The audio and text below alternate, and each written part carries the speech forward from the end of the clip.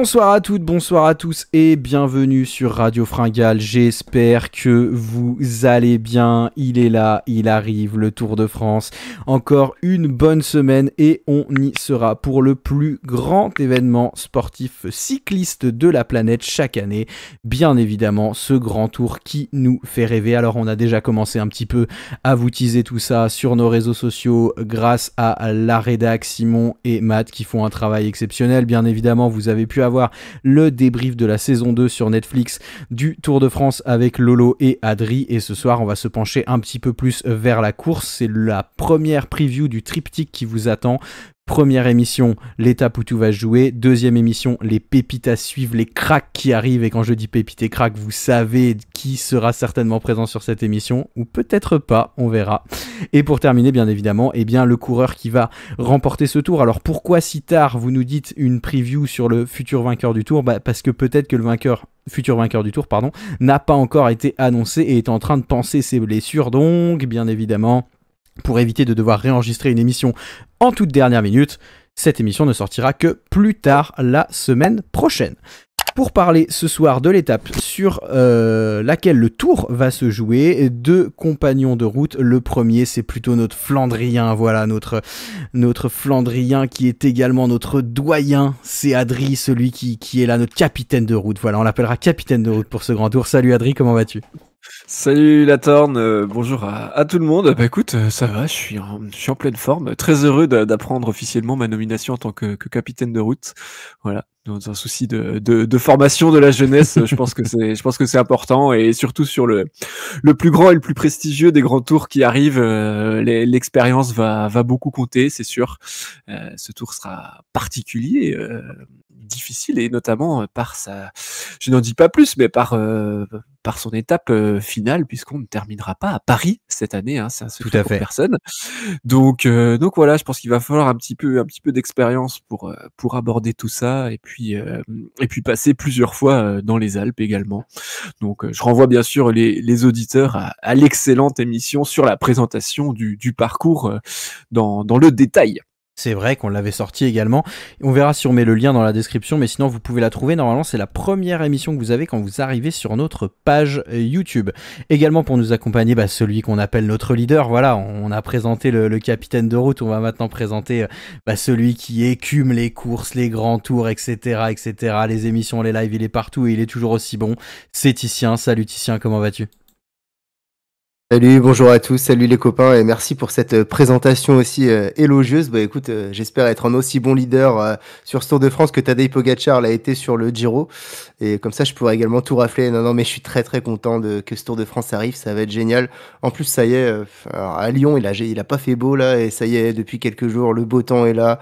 Donc on ressort le vélo quasi tous les jours maintenant, et une bonne mise en route sympa vers le Tour de France qui s'annonce radieux. Et juste pour petite info, pour ceux qui viendraient regarder une étape du Tour de France au bord des routes, si vous voyez des petits bonhommes en blanc qui sont tout seuls, c'est pas des mecs qui s'entraînent avant la course, c'est juste l'équipe UAE qui a environ 20 minutes d'avance sur le reste de la concurrence. Donc ne vous inquiétez pas. Voilà, eh bien messieurs, on va pouvoir sans plus attendre rentrer dans le vif du sujet, mais bien évidemment on sait que le Tour de France c'est souvent le moment où de nouvelles personnes nous découvrent, et si vous venez pour la première fois sur cette chaîne, si vous nous découvrez aujourd'hui, n'hésitez pas à vous abonner. On s'est quand même fixé l'objectif de 2500 abonnés pour le début du tour. Pour le moment on est dans le timing, et ben voilà, n'hésitez pas à nous rejoindre, à faire tourner la chaîne, à lâcher un petit like, ça nous permet d'être mieux référencés. Et puis voilà, pour celles et ceux qui nous suivent depuis un moment, vous le savez, le Tour de France c'est le moment qui permet à la chaîne d'évoluer. Vous savez également que pendant tout le tour, on vous fera au moins 2 lives par semaine pour parler de la course, des lives pendant lesquels on fera des pronos ensemble, on fera de la débrief, on fera les quiz, etc., etc. Voilà, on vous attend nombreuses et nombreux. En attendant, on va rentrer tranquillement dans le vif du sujet, comme je le disais. Et messieurs, on a 3 étapes à présenter ce soir. Je vous propose qu'on les fasse dans l'ordre chronologique, et ça c'est pas parce que j'ai envie de parler en premier, c'est simplement parce que j'ai choisi l'étape 14, l'étape qui partira de Pau, qui arrivera à Saint-Lary-Soulan, Pladadès, 151 km,9, 4000 mètres de D+, une étape qu'on peut qualifier d'étape de montagne, hein. Je pense que le terme n'est pas galvaudé. Ça paraît logique. Sur Voilà. le papier, ça paraît logique en tout cas. Alors, bien évidemment, on aura un petit tourmalet, parce que sinon, c'est pas rigolo. On aura l'Ourquette dans 6 ans, voilà. Ce fameux col deuxième catégorie de 8,2 km de montée à 5,1%. Alors, en fait, l'étape, pour faire clair, on a 70 bornes de plat jusqu'au tourmalet. Ensuite, on a la montée du tourmalet, puis la descente. Ensuite, on a la montée de l'Ourquette, puis la descente. Et on finit, bien évidemment, par ce magnifique plat d'Adet, 10,6 km à 7,9%.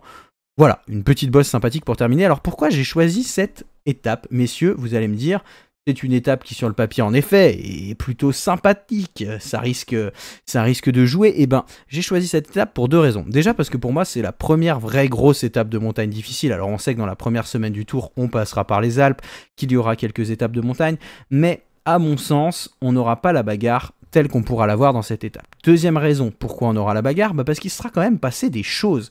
Comme je vous le dis, pour moi, cette vraie première grosse étape de montagne n'arrive qu'au moment de l'étape 14. Déjà, 14 étapes qui seront passées, presque 2 semaines de course finalement, et on arrive dans ce moment fatidique, ce moment où certains auront perdu du temps. On pense notamment à l'étape sur les chemins blancs. Certains auront perdu du temps dans les premières étapes aussi parce que peut-être pas en forme. Et moi, je vois bien dans cette étape, je vous donne un petit peu le scénario de la course que je vois. Un Tadej Pogačar qui, comme à son habitude, a attaqué très fort. Un Tadej Pogačar qui a profité d'une première partie de tour qui lui est plutôt favorable, avec des étapes un peu plus punchy, avec voilà cette étape sur les chemins blancs. On sait à quel point il est à l'aise dessus. Je pense que parmi les ultra leaders sur ce Tour de France, ce sera certainement celui qui sera le plus à l'aise et qui a moins de chances, même si on sait que voilà, tout peut arriver, mais de se viander et de perdre du temps. Il nous l'avait également montré sur l'étape des pavés il y a quelques années de cela. Je le vois très très bien. Je le vois très très bien là-dessus, Tadej Pogačar avoir de l'avance. Mais Tadej Pogačar, alors là, il est en mode ultra dominant, c'est Tadej, voilà, tout ça, on l'a vu remporter le Giro en faisant de la moulinette. Mais malgré tout, Tadej Pogačar, il commence à avoir un petit passif. Il commence à avoir une petite habitude sur le Tour de France. Alors, je sais pas si vous savez de quelle habitude je parle, mais je parle de l'habitude d'avoir une étape off. Une étape où il est pas bien, une étape où il perd du temps, voilà, une étape qu'on peut appeler de fringale ou simplement de méforme, enfin on sait pas trop. Ce qu'il avait pu avoir l'an passé à l'arrivée, enfin il y a 2 ans pardon, au Granon, et puis ce qu'il avait eu finalement l'an passé au col de la Lose. Alors oui, il avait déjà pris un petit coup sur le crâne la veille pendant le chrono, mais il avait surtout perdu le Tour définitivement à ce moment-là. Et Tadej Pogačar, je le vois bien avoir son étape off là-dessus. Pourquoi? Parce que c'est la première fois qu'on passera en haute montagne, enfin on passera en haute montagne au tout début de Tour, d'accord, mais j'ai quand même envie de mettre entre parenthèses ce qui va se passer au début du Tour. Je le vois pas aussi impactant qu'à ce moment-là de la course. On sait que c'est pas forcément là où il est le mieux. Et je le vois bien aussi peut-être pêcher là-dessus parce que j'imagine bien les mecs derrière lui avoir perdu du temps à ce moment-là et essayer d'en reprendre. Et je pense que les gars qu'il y aura derrière lui, mine de rien, c'est pas les mecs qu'il y avait pendant le Giro. Et je pense qu'il y aura des équipes très fortes et des gars qui sont capables tactiquement de faire péter de loin. Et Pogačar, on sait qu'il suit tous les coups, alors il aura une très belle équipe, tout ça, mais je le vois bien potentiellement avoir une défaillance dans cette étape-là. Et du coup, c'est un peu l'étape où je me dis, peut-être que c'est à partir de cette étape-là que le Tour va s'inverser, et je vois bien peut-être Pogačar être de moins en moins performant et finalement en venir à ne pas remporter le Tour. Mais voilà, je spoil pas ce que je pense, mais voilà, je vous dis un petit peu pourquoi cette étape sera importante. En tout cas, je vois bien Tadej Pogačar en tête jusqu'ici et potentiellement commencer à perdre du temps là après une défaillance, peut-être perdre beaucoup de temps, peut-être perdre toute son avance, peut-être perdre aussi et prendre un petit coup sur le moral et perdre de la confiance.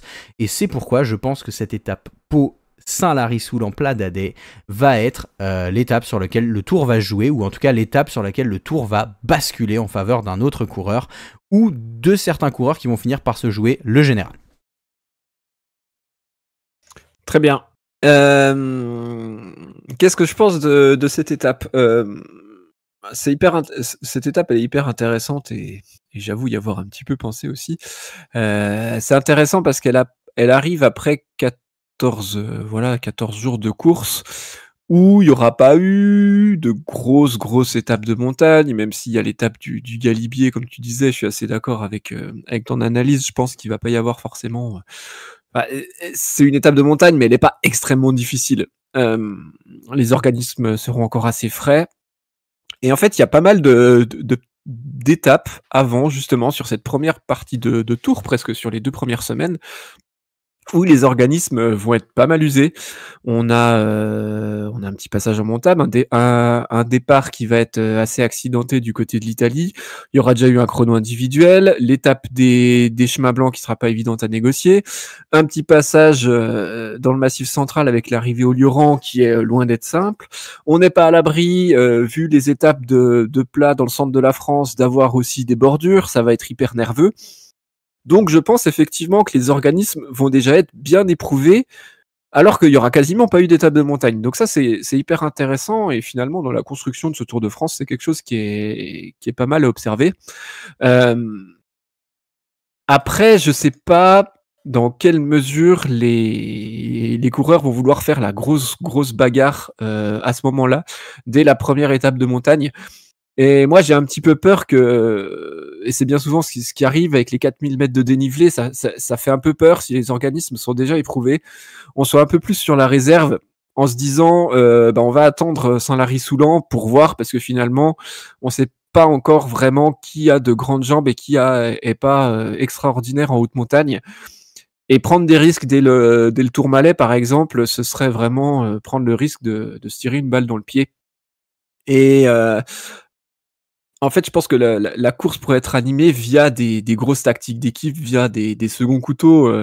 On sait qu'il y aura une équipe UAE très très forte, et là, elle pourrait, par exemple, envoyer des gars comme Almeida, ou voilà, peut-être pas Adam Yates, mais ou Ayuso, ou je ne sais pas. Partir à l'abordage de très loin et essayer de mettre un peu le bazar là-dedans. Mais bon, moi, le risque que je vois là-dedans, c'est de se dire, bon, il y a quand même une étape qui est certes sur le papier moins difficile, mais qui va faire quand même très mal avec l'arrivée au plateau de Bay le lendemain. Et j'ai un peu peur que malgré le profil très alléchant, on soit un peu trop sur la réserve. Enfin, trop, pas forcément trop, mais qu'on soit sur la réserve en tout cas. Surtout si les écarts sont pas forcément énormes, il n'y aura pas de raison de prendre de gros risques. Donc voilà, c'est une étape qui, je pense, sera belle, et forcément on l'attendra avec impatience. Mais moi, j'imagine pas forcément une grosse bagarre, surtout que bon, il y a la Hourquette dans 6 ans, c'est pas non plus hyper difficile, donc il y aura encore des équipiers pour rouler après le Tourmalet dans les grosses formations.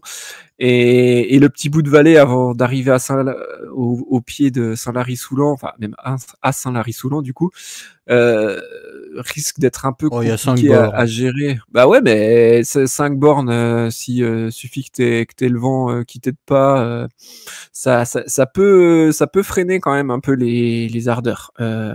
Donc voilà un petit peu mon avis sur cette étape. Je la vois pas forcément. Elle va être très attendue, mais je la vois pas forcément renverser le Tour de France. Bon, belle histoire Théo que tu nous as raconté, hein. Moi, je valide ce scénario à 100%, et pour moi, comme toi, je suis assez d'accord que c'est une étape clé dans ce Tour de France, mais malheureusement, pour moi, ça va être le scénario inverse. Ce sera l'étape où tout va se jouer, parce que ça va être la fin de nos belles illusions. Et oui, parce que cette étape, l'étape 14, voilà, la première grosse étape de montagne, ça arrive tard, et du coup, je pense qu'il va y avoir des petits coups par-ci par-là pendant les 13 premières étapes du Tour, mais que voilà, il n'y aura pas de quoi faire des grosses différences, et que chaque jour on va s'enthousiasmer en se disant, bah voilà, la course n'a pas été pliée.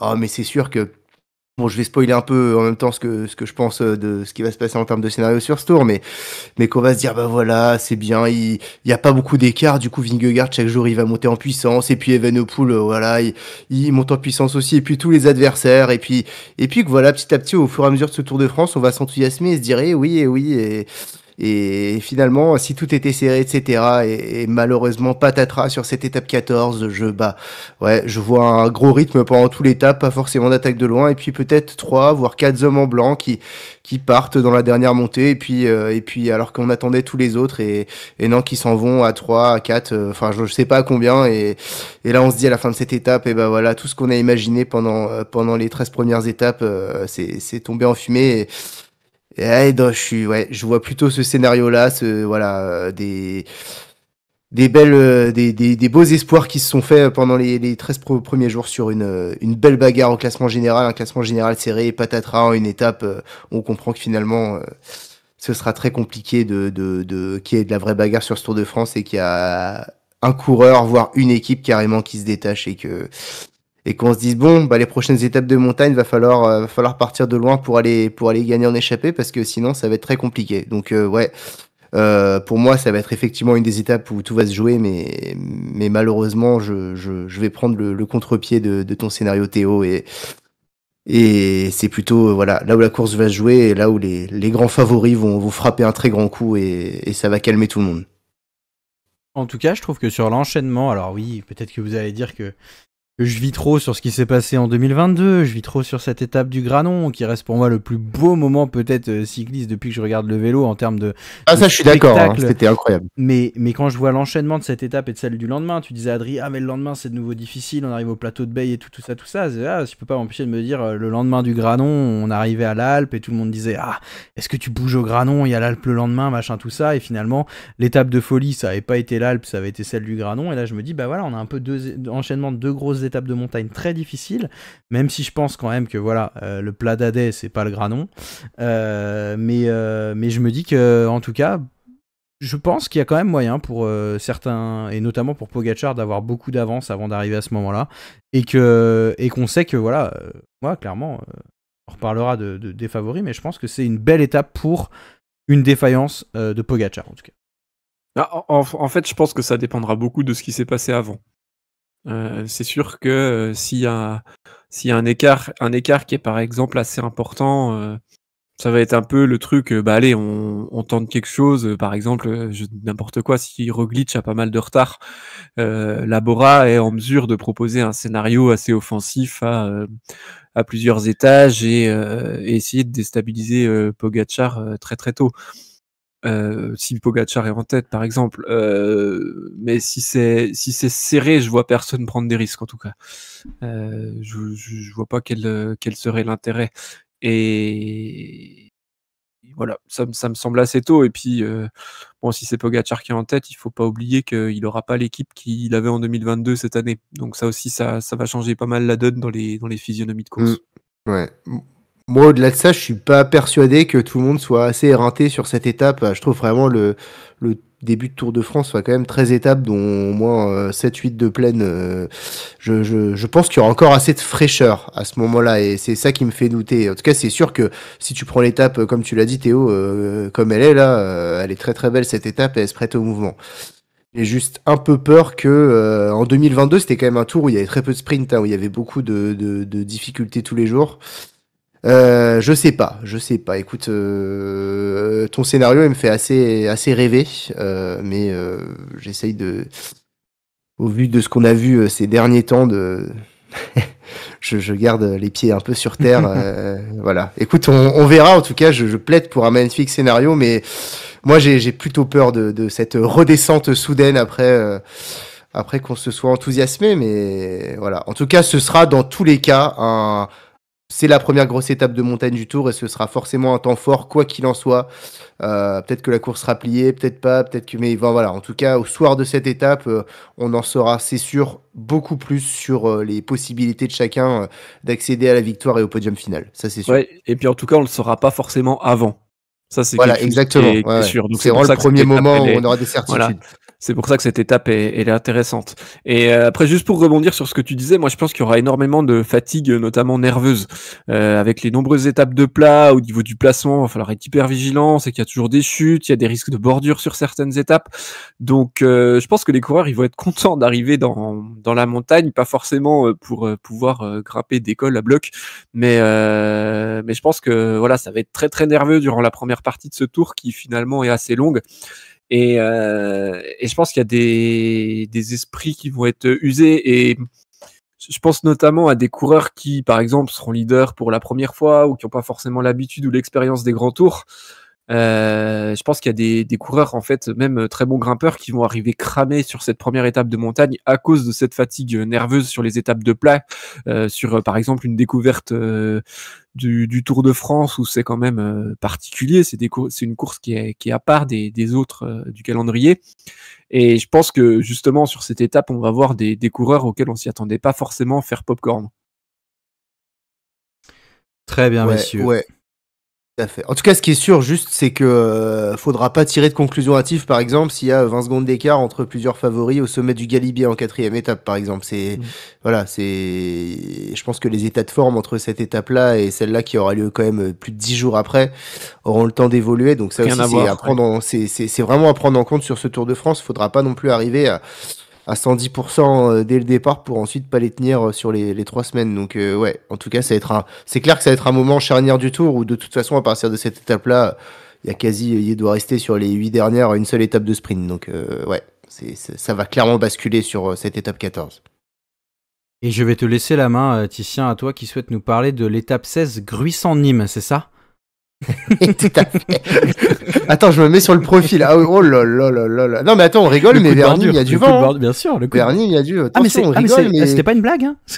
Ah non, non, non, non, non. Parce que Pogacar avec son équipe UAE, avec 7 grimpeurs sur 8 coureurs, qu'est-ce qu'il va faire sur cette étape de Nîmes, hein? Bah il va Ils vont suivre tous tout seul. galérer sur le plat. Et voilà. Pogacar, il a pas Ah besoin non, des mais autres. donc l'étape de Nîmes là, vous inquiétez pas, hein. Après, c'est peut-être aussi celle où Primoz, on aura espéré pendant 16 étapes et il va être très fort et là patatras la chute et voilà. Bon, on va pas lui souhaiter malheur au pauvre Primoz Roglic. Il en a pas besoin, il se débrouille très bien dans le malheur, tonton. Mais non, moi je vais vous parler de l'étape 19 entre Embrun et Isola 2000, forcément. Bah, alors on n'est peut-être pas tous les mêmes avis, mais pour moi c'est l'étape reine de ce tour. De par la difficulté des cols et de par l'altitude, on a quand même. Alors, on a 2 cols hors catégorie. Je comprends pas trop pourquoi on n'a pas 3 cols hors catégorie. Je pense que c'est pour pas délivrer des gros points. Enfin, je pense que c'est pour ouvrir un peu le classement du meilleur grimpeur parce que je comprends pas pourquoi trop l'ascension finale elle est pas hors catégorie, mais il y a quand même 3 cols très très difficiles de par leur longueur, hein. Le dernier col, c'est le plus court de la journée et il fait 16 km. Donc en fait, l'étape, bah, elle est en 3 temps avec un premier col qui est le col de Vars.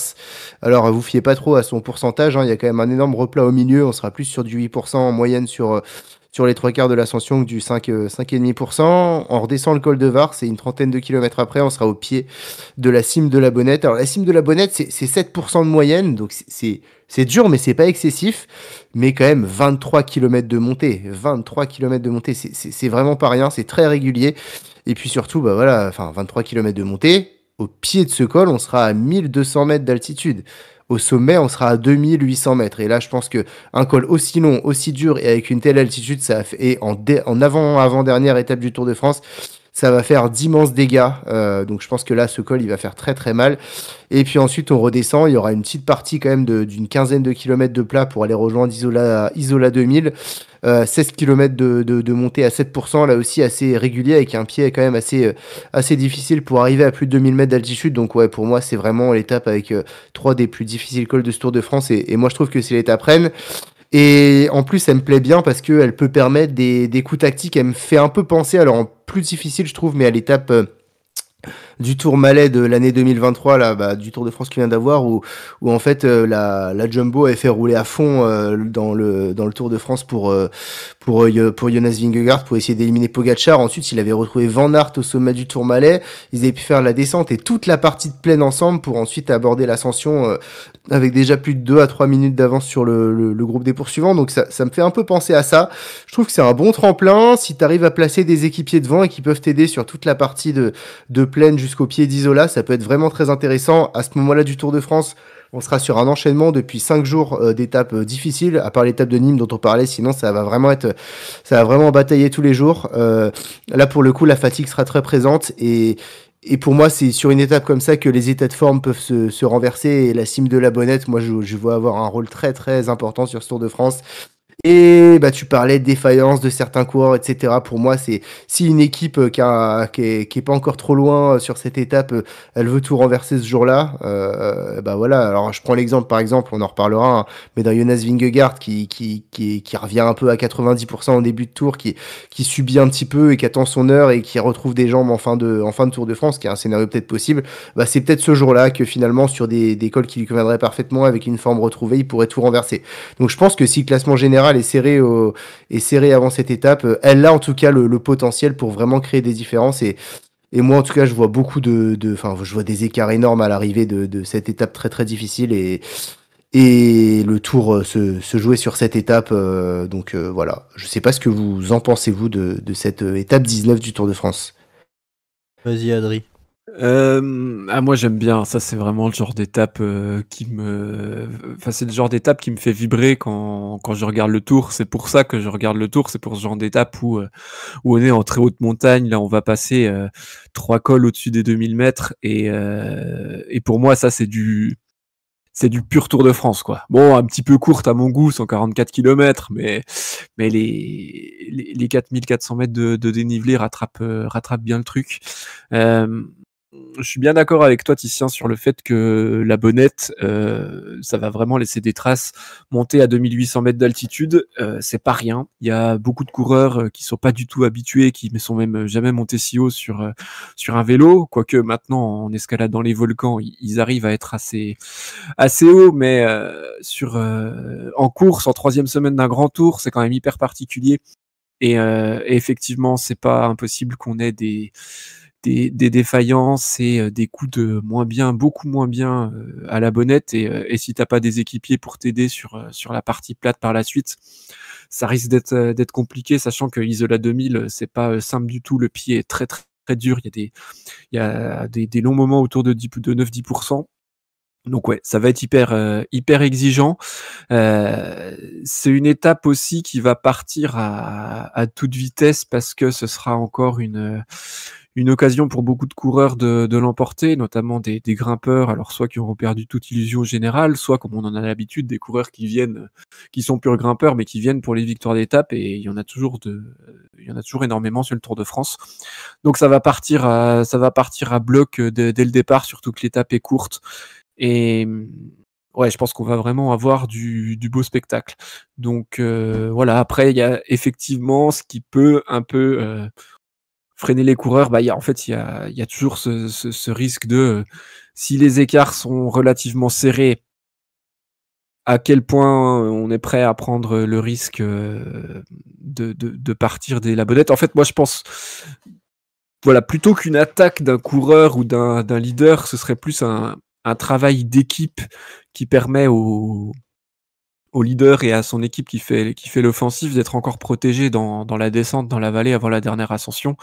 Mais l'idée vraiment d'user les organismes, alors ce sera peut-être pas l'étape la plus spectaculaire, mais c'est clair que si une des formations les plus fortes met en route dans la Bonnette, ça peut être très très long pour les coureurs qui sont moins bien.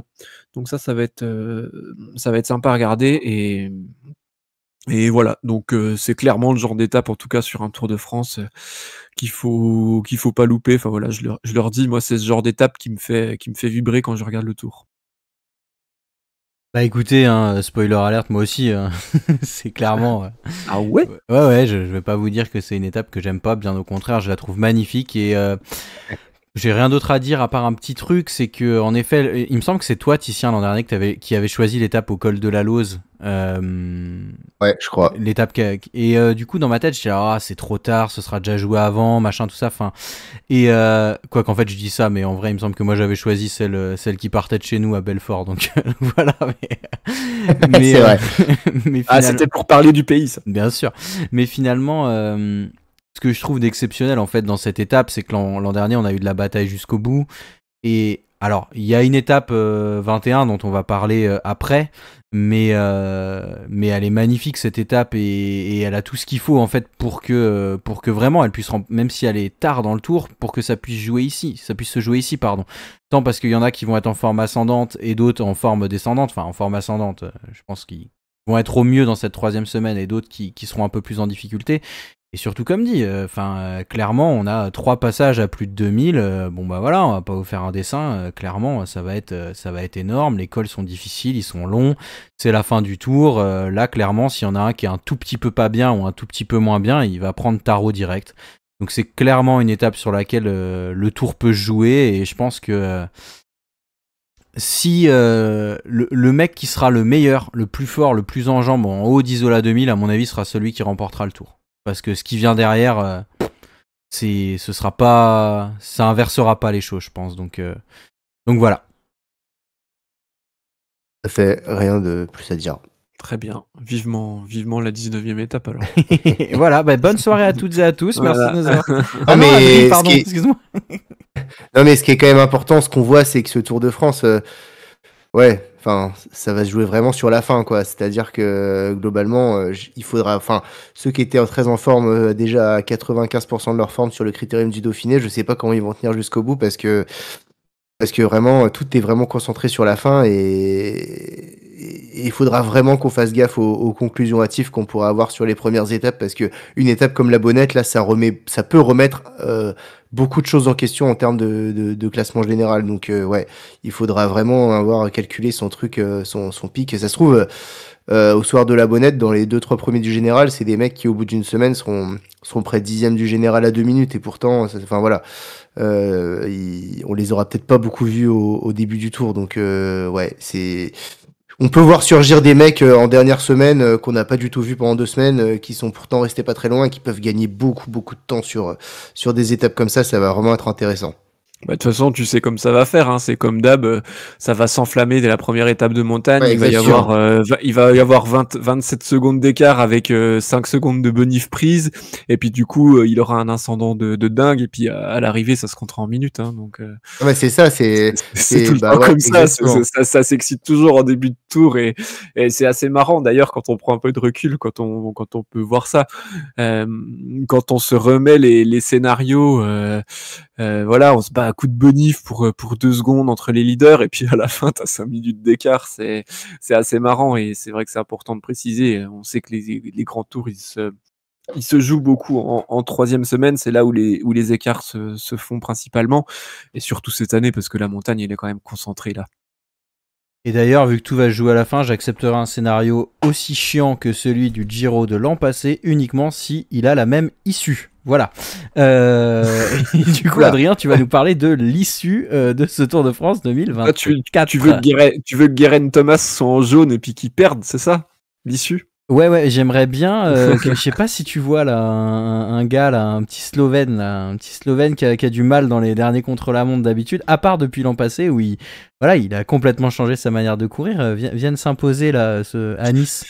Voilà. Non, je vois Qui pas. le Par casque contre, bien posé sur la tête, c'est bien posé, tu vois. Pas de traviole avec la tête toute blanche. Ouais. C'est bien sûr. Bien sûr, on verra ça en tout cas, ça dépend de quelle couleur sera son maillot peut-être. Oui, je vais vous parler de cette dernière étape du Tour de France, Monaco-Nice, comme je le disais tout à l'heure en introduction.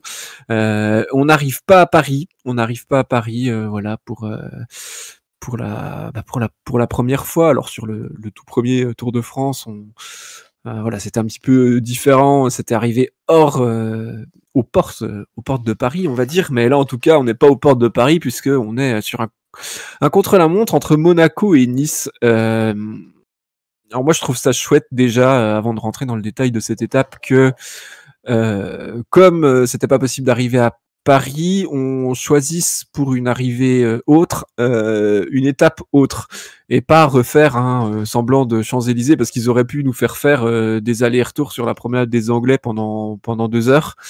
Et je trouve ça quand même beaucoup mieux d'avoir fait un contre-la-montre. On sait que le Giro fait encore ça régulièrement. Le Tour de France ne l'a plus fait depuis 1989, sûrement traumatisé par le scénario cruel qui a vu la défaite, puisqu'on parlait effectivement de défaite de Laurent Fignon pour 8 secondes face à Greg LeMond. Tout le monde s'en souvient, et s'il y en a qui nous écoutent et qui connaissent pas ce scénario et cette histoire, il faut vite aller se renseigner. Il y a énormément de choses d'informations là-dessus. C'est vraiment un événement marquant du Tour de France, et du coup ça permet de renouer avec ce contre-la-montre final, qui, on l'a vu, hein, sur beaucoup de courses, hein, même quand c'est le dernier jour, hein, on a eu des Giro où il y a eu très récemment des changements de maillot rose sur la dernière journée. Je pense notamment à la victoire de Gogenhardt en 2020, et puis je crois aussi qu'en 2017, quand Dumoulin y gagne, c'est Quintana qui est maillot rose au départ du chrono dans les rues de Milan. Mais bon, il avait tellement peu d'avance qu'on se faisait guère d'illusions sur le scénario final. Là, en plus, la particularité de ce chrono, c'est qu'il est pas tout plat. C'est qu'il est très très exigeant. Alors il fait 33 km au départ de Monaco, et on monte direct à la Turbie, donc on a 8 km d'ascension à un pourcentage moyen de 5%, hein, c'est une côte de deuxième catégorie. Mais en chrono, c'est hyper exigeant parce qu'on est tout seul face à l'effort et face à la pente. Il faut aussi, quand il y a du dénivelé, bien gérer l'effort, et on va arriver sur la dernière étape du Tour de France, forcément tout le monde est cramé, donc c'est possible encore de perdre beaucoup de temps, surtout qu'après il y a une petite redescente, on remonte le col d'Èze, voilà, bien connu par les routes de Paris-Nice, hein, qui passent forcément plusieurs fois même par édition par là, avant d'avoir une partie finale descendante jusqu'à Nice, où là voilà, ça va être toute balle dans la descente. Je pense que les favoris du général auront forcément très très bien reconnu ce segment-là. Et quand on voit les différences que, par exemple, Vingegaard a fait sur les parties descendantes par rapport à Pogačar l'année dernière sur le chrono, on sait aussi que si ça se joue à coup de seconde, cette dernière descente pourra être primordiale. Et enfin, un peu de plat pour terminer du coup ce Tour de France. Donc c'est hyper excitant d'avoir ce scénario-là. Forcément, si tout se joue sur cette étape, c'est que il n'y a pas 6 minutes d'écart avant le chrono. Mais moi, ce qui me fait penser en faveur d'un scénario serré sur ce Tour de France, c'est Pogačar qui a fait le Giro, donc on ne sait pas comment est-ce qu'il sera sur cette 3e semaine du Tour de France. On sait que c'est un gros point d'interrogation sur la forme de Vingegaard, donc peut-être, comme tu le disais tout à l'heure, Titien, qui peut perdre du temps sur la première partie, revenir un peu en forme sur la fin, et derrière on n'a pas forcément de leaders qui sont grandement débarqués, donc il y a des chances que les cartes soient un petit peu redistribuées, que les forces soient rééquilibrées, et ce serait assez magnifique pour l'histoire et pour le clin d'œil où ça fait quand même 35 ans que le Tour de France ne s'est pas ponctué par un contre-la-montre, où ça s'était joué pour 8 secondes, et qu'on soit... Alors ce serait peut-être trop en demander dans le même genre d'écart, mais une victoire pour une poignée de secondes, ou un changement de leader sur le chrono sur le dernier jour. Voilà, ce serait assez renversant, et moi ça me plairait bien d'avoir un scénario comme ça, indécis jusqu'au bout. Ça voudra aussi dire qu'on a eu du suspense les jours d'avant, donc ça c'est chouette. Tu vas, Titien ? Ouais, tu m'as laissé sans voix. Alors, je milite à fond pour ce scénario, si, et seulement si, ça bloque pas la course avant. C'est-à-dire que j'aimerais tellement qu'on ait une course de fou tous les jours, que les mecs comptent pas leur coup de pédale, et que, malgré ça, ils soient, je sais pas, t'es 3 mecs séparés de 45 secondes au départ de ce chrono, et là, ce serait vraiment un scénario magnifique de finir le Tour de France avec ce suspense, etc. À l'inverse, moi, je reste quand même un peu sur ma petite peur que... oulala, on a vu l'année dernière ce qu'un mec qui a lâché son cartouche du Tour sur le chrono peut faire, etc. Pourquoi je ferais pas ça aussi? Oulala, est-ce que je vais aller faire le mariole sur les 2 étapes d'avant pour lâcher toutes mes cartouches et reperdre tout ce que j'ai gagné sur le chrono? J'ai un chouïa peur de ça, et en ce sens, ça me fait un peu peur que ce soit l'étape où tout se joue. Voilà, enfin, t'as quand même, enfin, on a bien vu, hein, franchement, que les chronos, le dernier chrono du Giro en 2023, bah voilà, ça s'est renversé. Le chrono l'année dernière du Tour de France, bah c'est là que tout s'est joué. Donc ouais, les chronos de dernière semaine de Tour, à l'état de forme, ils peuvent faire d'énormes écarts. Et il y a moyen, sur ce chrono qui est magnifique, hein, franchement, en soi, de faire d'énormes écarts. Donc est-ce que les mecs vont garder leur dernière grosse cartouche et pas trop en faire avant? J'espère pas, et franchement, ce serait tellement beau qu'il y ait une bataille et qu'à la fin, sur ce chrono, voilà, il y a un gagnant, un retournement de situation, etc. Ce serait génial. Donc, on a déjà vécu ça en 2020. Je pense que enfin, moi, ça reste un des plus gros chocs que j'ai vécu dans ma carrière, entre guillemets, de suiveur de vélo. Donc, j'espère également que ce sera l'étape où tout va se jouer, qu'on a du suspense jusqu'au bas de ce Tour de France, parce que c'est sûr que si t'as le premier, puis le deuxième qui est à 3 minutes, le troisième qui est à 5 minutes, etc., même si ce chrono il est magnifique, ça changera pas grand chose. Donc non, espérons, et puis surtout après, derrière, si on détaille le chrono, il est quand même vraiment très sympa, il y a moyen d'avoir des énormes écarts, il va falloir être un bon grimpeur, parce que la petite partie de remontée du col d'Aise, on va quand même être sur des passages à 10% sur 700-800 mètres. Il faudrait également être un bon descendeur, hein, parce que derrière, descente rapide là vers Nice. Imaginons que ce jour-là, alors bon, normalement il fait beau pendant le Tour de France, mais bon, on voit ce que c'est, hein, les routes près de Nice quand il pleut, c'est pas des routes où il pleut souvent, donc une pluie, enfin la pluie peut rendre la route assez grasse, etc.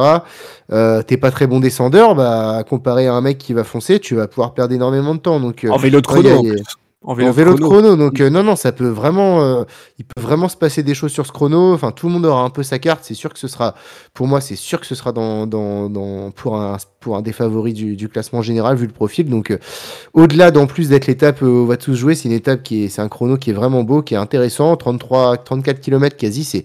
Enfin, certes, les chronos maintenant ils sont de plus en plus courts, mais ça reste du coup une assez belle distance. Donc ouais, il y a moyen d'avoir d'énormes écarts sur ce chrono et de super renversements. Donc comme je l'ai dit, je soutiens à fond cette thèse du chrono où tout se joue tant qu'il bloque pas les 20 étapes qui le précèdent et qu'on a un magnifique spectacle pendant le reste du tour. Ce serait vraiment un scénario incroyable.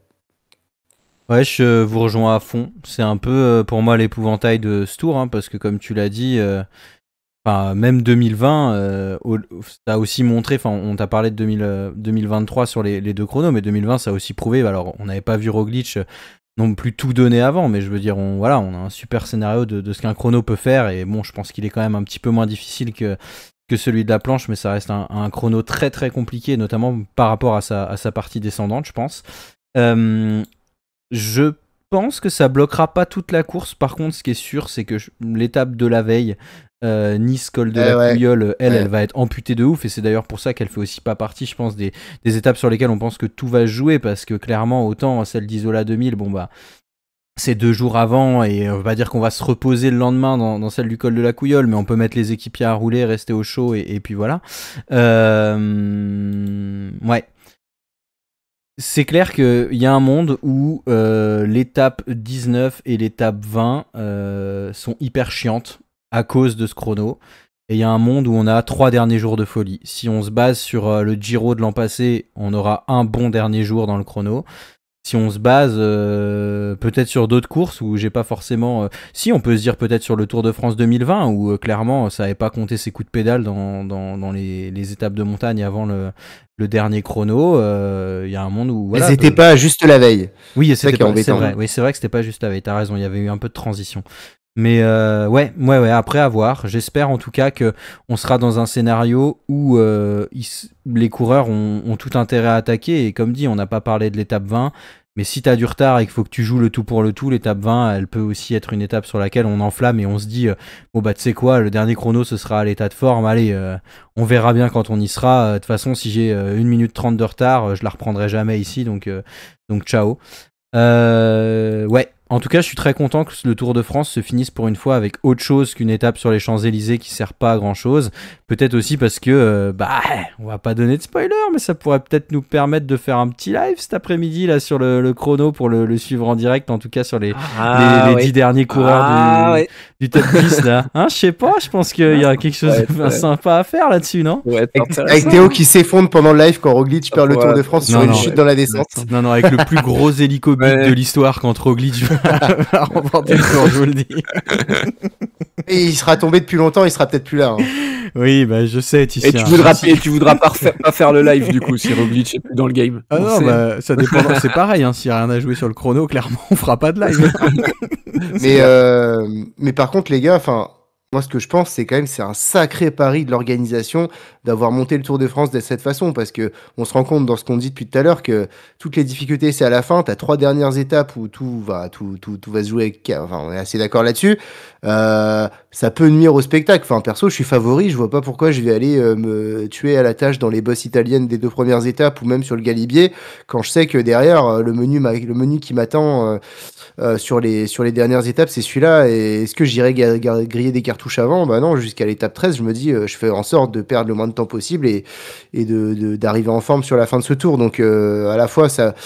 Mais tu vois, ça peut être aussi un pari gagnant parce que Tour de France 2011 qui commence à dater un peu, en fait, c'est un Tour de France que les gens retiennent beaucoup, c'était l'épopée de Vauclair en maillot jaune, c'était les attaques de Contador, l'épopée d'Andy Schleck dans le Galibier. Ben, les gens enfin, j'ai l'impression, une super image de ce Tour de France. On s'était fait chier pendant 15 des 20 étapes, simplement, les 3-4 dernières, avec les retournements de situation, on a considéré que c'était incroyable. Donc, c'est un vrai pari pour moi des organisateurs, soit ce sera incroyable, et dans ce cas, même si au début, les mecs tentent pas tout, on retiendra que la fin, soit, attention, ça peut également tout bloquer. Et donc, ouais, petit pari là-dessus.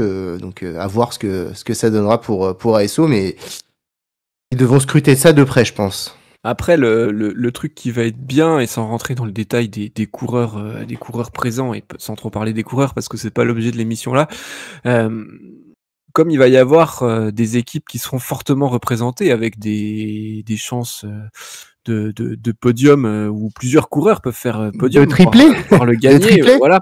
Et ça peut permettre à, par exemple, des coureurs qui vont pas être considérés comme leader numéro 1, et de profiter de ces étapes, ces premières étapes pour pourquoi pas prendre du temps, prendre l'avance. Et moi, je ne serais pas surpris de voir, par exemple, dans le Galibier, Adam Yates partir et puis attaquer et puis pourquoi pas prendre le maillot jaune.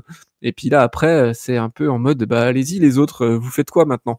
Et je pense que ça, alors on sait que souvent, c'est pas forcément hyper cool à regarder quand c'est une ou deux grosses équipes qui dominent le peloton, mais si on arrive à avoir un scénario qui se goupille comme ça, ce parcours peut être hyper sympa, parce que si après ça se joue à coups de seconde dans les premières semaines, entre des seconds couteaux, et ça peut être Jorgensen contre Adam Yates durant 15 jours, il peut y avoir sur le papier un truc assez sympa qui se profile, même si effectivement, comme on l'a dit, c'est pas 20 secondes à l'arrivée à Dijon qui vont nous donner le podium du Tour, ça c'est clair.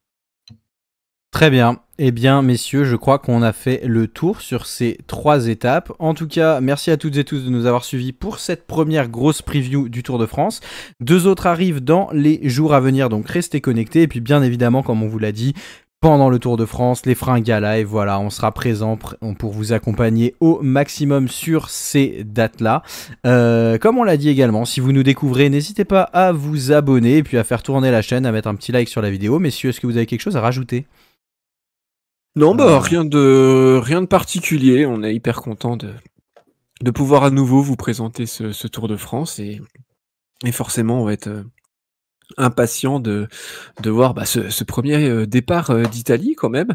Je pense qu'il va y avoir des paysages assez extraordinaires, notamment en partant de Florence, et on sait que moi je regarde le Tour pour les paysages, uniquement pour ça, donc je suis très heureux. Ouais, juste dire que hâte d'être au Tour, et puis voilà. Pour ces dernières journées de prépa, n'oubliez pas de bien vous alimenter, ce serait dommage d'avoir un mauvais coup avant le début du Tour. Prenez soin de vous, on se retrouve tout bientôt pour la suite. Ciao, ciao mesdames, messieurs. Salut tout le monde. Salut les copains.